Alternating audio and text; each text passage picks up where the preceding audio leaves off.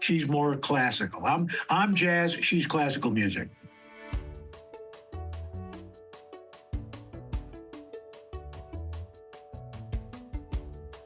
For me, it was from my dad. Growing up, I watched him cook a lot. As I was getting older, it just started calling to me more. I was very much into theater and singing and stuff like that, but food, I've always loved cooking. I've always loved eating. I think it's you. I think it is a parental influence. I mean, I watched my mom cook, and hard to believe with a body like this that I was not into athletics. But I hung around the house a lot and just watched this magic happen. That here's the stuff that you take out of a bag, and a couple hours later, there's food on the table. And food is, I think for a lot of people, food is love. So I just really gravitated to that. I think as I got older, I was very torn. I didn't really know what I wanted to do in my career. And I spoke to my dad and I said, I think I just want to go to culinary school and learn more. So I went to culinary school, learned some things, and was thrown into the cooking industry for a number of years. Courtney is much more accomplished at, a mise en place and all that stuff. She's a classically trained chef. I'm kind of haphazard. I've learned more. There's what a concept. Actually lay out your ingredients before you start cooking, as opposed to searching for things while you're cooking. I like to look the night before and write a list. I think I'm very OCD when it comes to cooking in the kitchen a little bit. Yeah. Yeah. She's more classical. I'm jazz. She's classical music. Your daughter, my kid, who grew up watching me cook, is a better chef than I am. So not to say that we, butt heads in the kitchen together, but it's hard to have, the old saying, too many cooks in the kitchen. It's kind of like either what we've worked on now. I think more the detente is one of us does the main and the other one does the sides. Yeah. So this way but it's still a little crowded. I was a little more hesitant because I know how much work it is. But Courtney was really convincing. And she said, look, I'm doing the recipes. You just have to worry about the head notes, which was, okay, great. We had to come up with, how many recipes did we? 100. No, but did we winnow it down from? It was 150 or 130 or something. We were talking about recipes that I grew up with, she grew up with, her mom cooked, my parents, families, friends. And then she went and talked to people in our circle to find out about recipes. And what did Nana make? What did her mom make? What did Deborah's mom make? And I'm hard to wrangle.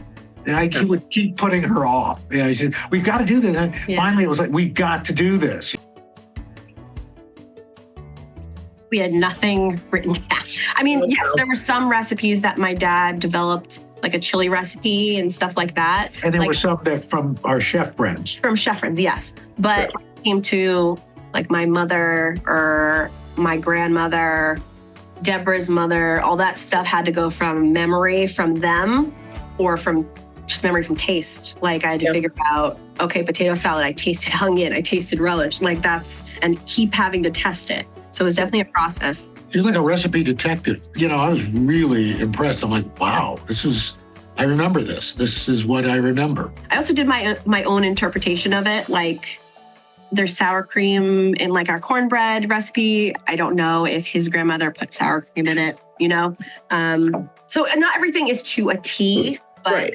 It did the best it could. But the great thing that she did, though, was take stuff, and I don't want to use this not to sound snobbish, but she kind of elevated certain things. Like in the pineapple upside down cake, my mother used to make it with canned pineapple. Well, this one has canned pineapple. And then she kept the canned pineapple because that was really part of what made it taste the way it did, whereas today somebody might try to do that and you must have fresh pineapple. Or you have to sous vide the pineapple first or something, leave classics to classics, That's how I feel with some of them.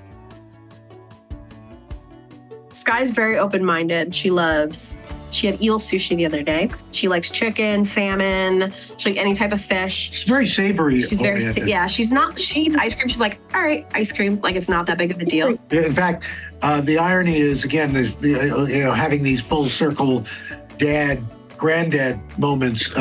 When Courtney was growing up in Westchester, she was about 3. There was this lovely little mom and pop sushi restaurant that's since gone, but they gave all their regulars their own chopsticks. You had your own personal chopsticks, and it was in a rack.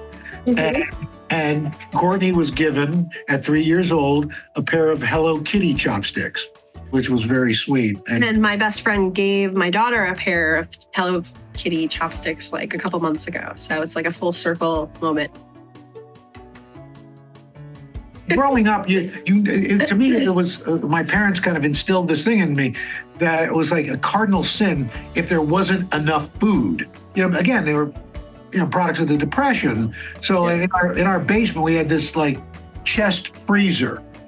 And my dad would go and buy like Western beef. He'd buy stuff in bulk, and it made sense when there were 6 kids at home and 2 adults. But then, we were all moved away. And that I was looking at what my mom said, my electric bill. I said, Mom, you've got a chest freezer that you can keep 5 bodies in down there. That's why your electric bill's so high. And my dad was all about, in case you kids come by for dinner. I said, Dad, there are grocery stores.